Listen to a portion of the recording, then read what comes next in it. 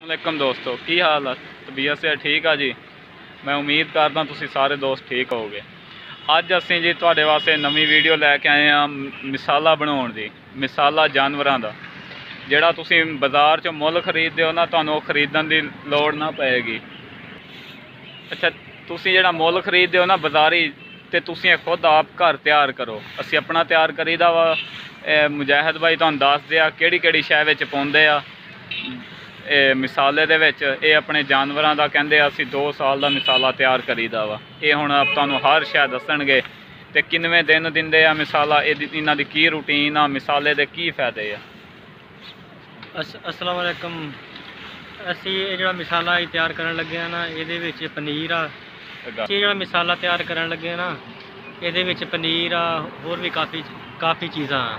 ठीक है जी। तो ये असी मिसाला जो अपने जानवरों तकरीबन 7 तो 8 दिन के वक्त देने। माशाअल्लाह ये जानवर जोड़े पानी बहुत ज़्यादा पींदे आ। ठीक है। ये दुध विचों महक भी नहीं आउंदी? दुध विचों महक भी नहीं आउंदी। अच्छा।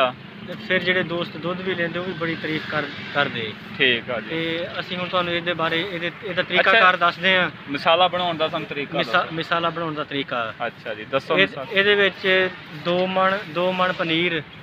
अच्छा जी, 2 मण पनीर पाया वा। 2 मण पनीर काला। अच्छा, किन्ने चिर वास्ते तुसीं किन्ना करसा तुहाडा कट जाएगा? ये तकरीबन साढ़े 2 साल कट जूगा। साढ़े जेडे जानवर माशाल्लाह है कोई 35 तो 40 जानवर। ठीक है जी। 2 साल साढ़े आराम नाल। अच्छा, केड़ी शै वा जी दस्सिओ जरा मुजाहिद भाई सानूं। ये जी इहदे विच काला नमक किन्ना वा?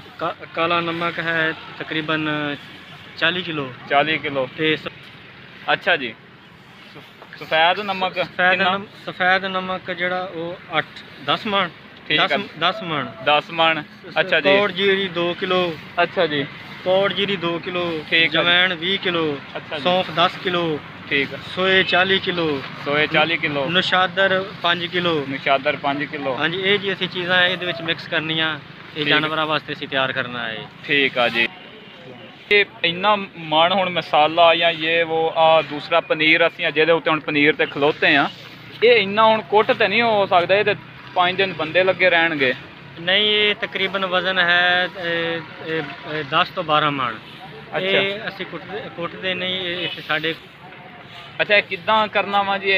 की किद्दां कुटना वा, की करना है? ये कुटना नहीं, इत्थे साडे कोल चक्की। अच्छा। ये असीं सारा कुछ मिक्स करके असीं चक्की दे विच असीं चक्की दे विच इहनूं पिसवाउणा भी, जिवें दलिया नहीं मोटा मोटा पीसी दा, इवें मिसाला उन्हें चक्की वाले ने बना के सानूं देना। ठीक है। असीं फिर लिया के जानवरां नूं देना। तकरीबन हफ्ते दे विच असीं एक बारी इस्तेमाल करना है। ठीक है। जिहदे नाल माशाअल्लाह जानवर पानी भी बहुत ज़्यादा पींदे आ। ठीक है जी। ते दुध दा भी बड़ा फायदा है, इहदे विच महक वगैरह नहीं आउंदी। ठीक है जी। बहुत शुक्रिया मुजाहिद भाई, बहुत शुक्रिया तुहाडे कीमती टाइम दा।